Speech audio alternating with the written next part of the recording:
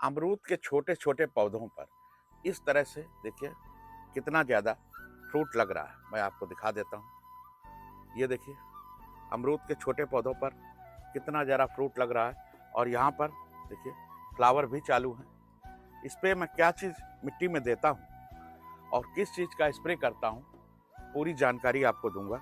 और यहाँ पर देखिए स्टार फ्रूट में देखिए कितना ज़्यादा फ्लावर आप देख लीजिए। और फ्लावर के साथ साथ में यहाँ पर देखिए ये फल बन रहा है और यहाँ पर देख लीजिए ये फल बन रहा है। अगर आपके स्टार फ्रूट पे इस तरह से फल नहीं बन रहा है तो आज मैं आपको 4 ऐसी खाद बताऊंगा, लिक्विड खाद होंगी, जिनका प्रयोग करके आप इस तरह से स्टार फ्रूट में इतना ज़्यादा फल ले सकते हैं, इतना ज़्यादा फूल बनेगा। और यहाँ पर जहाँ पर देखिए वहीं पर फ्रूट बन रहा है और यहाँ पर देखिए बड़े साइज में भी फ्रूट बन रहा है। ये देखिए और ये है मीठा वाला स्टार फ्रूट। स्टार फ्रूट की कई वैरायटी आती हैं और मैंने यहाँ पर ये मीठा वाला स्टार फ्रूट लिया हुआ है। तो आज मैं एक आपको खाद बताने जा रहा हूँ, 4 खाद जिनका प्रयोग करके और जो बहुत सस्ती है। लगभग एक बार प्रयोग करेंगे तो कीमत आएगी उसकी बहुत ज़्यादा आएगी, तो 2 से 3 रुपए कीमत आएगी। और वो खादें क्या हैं देखिए मैं दिखा दूँ। अमरूद का पौधा कितनी ज़्यादा ग्रोथ कर रहा है देख लीजिए। और ये वैरायटी है ताइवान पिंक और लगा हुआ है पौधा केवल ये देखिए 12 इंची के मिट्टी के गमले में। आप चाहें तो अमरूद के पौधे को ग्रो बैग में भी लगा सकते हैं। पूरी जानकारी दूंगा, वैरायटी का चुनाव करिए। अमरूद की बहुत अच्छी वैरायटी है ये ताइवान पिंक, जिसको कि आप लगाकर गमले में बहुत अच्छा फल प्राप्त कर सकते हैं और बिल्कुल ऑर्गेनिक तरीके से। यहाँ पर देखिए नींबू के पौधे पर मैं आपको दिखा दूं, यहाँ पर नींबू के पौधे पर भी बहुत सारा फल लगा हुआ है। तो मैं इन्हीं खादों का प्रयोग करता हूँ और इस समय जब टेम्परेचर डाउन होने लगा है तो आपको ये 4 खादों का प्रयोग करना है।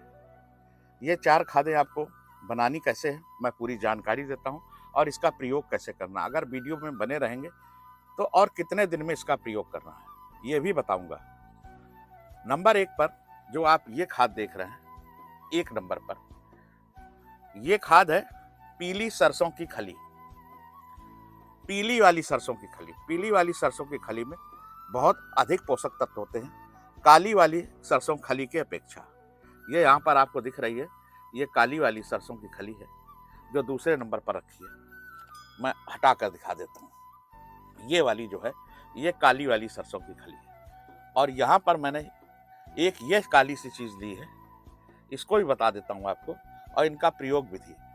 और यहाँ पर एक काली सी चीज़ मैंने ये ली हुई है देखिए, इसका भी प्रयोग आपको करना होगा तो आपके पौधे स्वस्थ रहेंगे। स्प्रे के विषय में बता देता हूँ।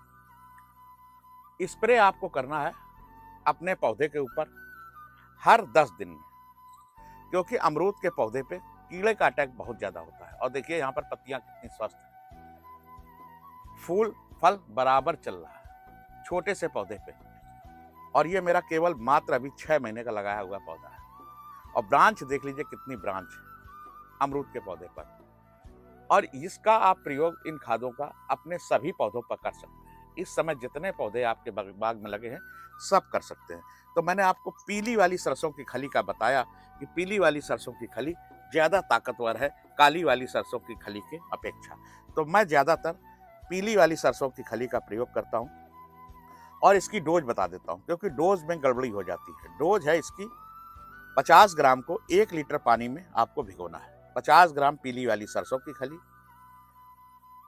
1 लीटर पानी के अंदर भिगोकर आपको रखना है। जाड़े का मौसम आ गया है इसलिए इसको रखना है अब 7 दिन। गर्मी का टाइम होता तो 4 दिन रखना होता है, अब रखना है 7 दिन। मैंने यहाँ 7 दिन से इसको भिगो कर रखा हुआ है। अब इसका प्रयोग करना है आपको। ये यहाँ पर लिया मैंने देखिए ये 4 लीटर पानी, इसके अंदर कैन के अंदर लिया है 4 लीटर पानी और इसी 4 लीटर पानी के अंदर ये पीली वाली सरसों की खली को अच्छी तरह से हिला लीजिए। खूब अच्छी तरह से हिलाने के बाद हम इसको इसमें लेंगे केवल 4 लीटर पानी में आधा लीटर। ये देखिए ये मैंने आधा लीटर के लगभग इसके अंदर मिक्स कर देता हूँ। अब ये सरसों की खली के अंदर एक कमी होती है कि इससे पौधों में फंगस बहुत तेज पनपती है। देखिए मैंने आधा लीटर के लगभग ये पीली सरसों की खली का पानी ले लिया। काली का प्रयोग मैं कम करता हूँ, आप चाहें तो कर सकते हैं।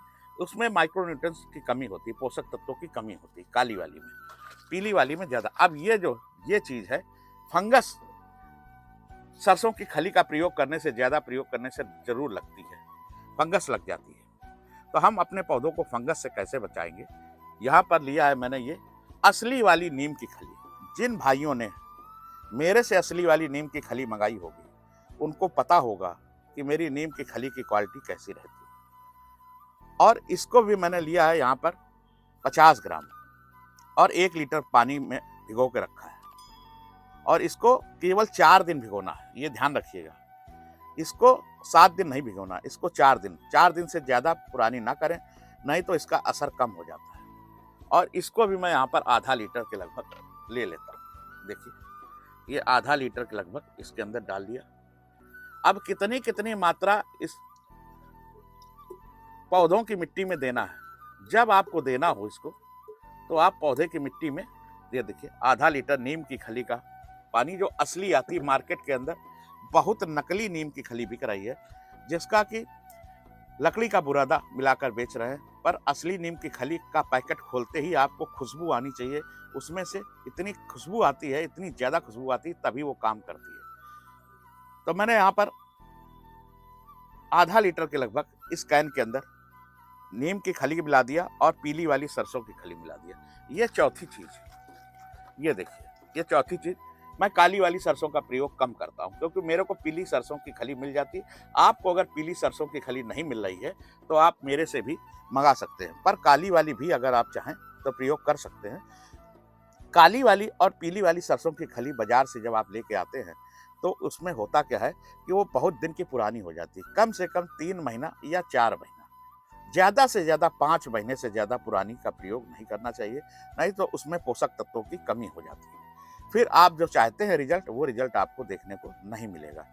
और इसका प्रयोग आप अपने सभी पौधों में कर सकते हैं, केवल इनका प्रयोग आपको आम के पौधे और लीची के पौधे पर नहीं करना है। ये चीज़ ध्यान रखिएगा, 2 पौधों पे आपको इसका प्रयोग नहीं करना है। हाँ, अगर आम के पौधे आपके बहुत पुराने हैं, आपके यहाँ लगे हुए हैं, जैसे कि 2 साल हो गए हैं, तब आप इसका प्रयोग थोड़ी मात्रा में कर सकते हैं। पर नए पौधों में, आम के और लीची के नए पौधे हैं, तो उसका प्रयोग आप बिल्कुल ना करें, नहीं तो पौधे खराब होने के चांस ज़्यादा हो जाएंगे। फिर आप कहेंगे कि राजीव जी आपने बताया था और मैंने इसी तरह से प्रयोग किया, मेरे आम के पौधे सूख गए। पुराने पौधे हैं, आपके यहाँ लगे हुए 2 साल हो गए हैं, तो आप उसमें प्रयोग कर सकते हैं थोड़ी मात्रा में। अब ये जो चौथी चीज़ थी जिसका मैं डालने जा रहा हूँ, ये है NPK, bio NPK. Bio NPK, अब जितने भी पोषक तत्व होंगे सब इसके अंदर है।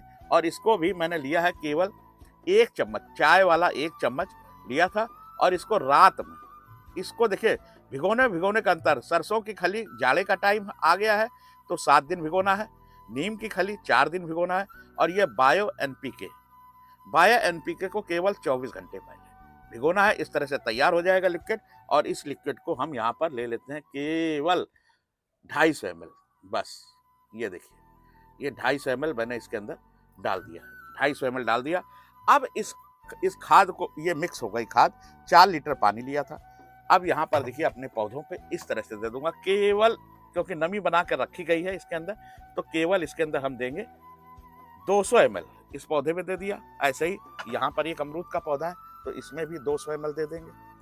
ज़्यादा प्रयोग ना करें और नमी बनाकर, पहले शाम को नमी बना दें पौधे में। इसके बाद पौधे के अंदर आप इसको दे सकते हैं। जैसे स्टार फ्रूट का पौधा है, यहाँ पर भी देखिए, यहाँ पर भी हम दे रहे हैं इसको पौधे के हिसाब से 200-250 ml दे दिया। इसके बाद में आप अपने, जैसे यहाँ पर मेरा ये देखिए ये मौसम्मी लगी हुई है, और यहाँ पर भी ये देखिए मौसम्मी लगी हुई है। यहाँ पर देख लीजिए, ये यहाँ पर ये संतरा है, इसको डेकोपॉन संतरा बोलते हैं। तो ऐसे ही अब देखिए यहाँ पर भी मिट्टी में, मौसम्मी की मिट्टी में दे देते हैं, नींबू के पौधे की मिट्टी में दे दीजिए। ये देखिए मैंने दे दिया। अब यहाँ पर जैसे नींबू का पौधा लगा हुआ है तो इस नींबू के पौधे पर भी हम इसको दे देंगे। और ये सब खादें आपको अगर कहीं ना मिल रही हो तो आप मेरे से संपर्क करके, मेरा व्हाट्सएप नंबर है, और इन खादों को अभी मैं अपने पूरी बगिया में, यहाँ पर देखिए स्ट्रॉबेरी लगी हुई है, तो स्ट्रॉबेरी में भी थोड़ी सी मैं दे देता हूँ।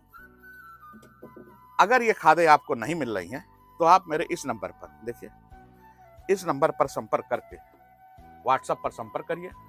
आपको ये सारी खादें हम उपलब्ध करा देंगे।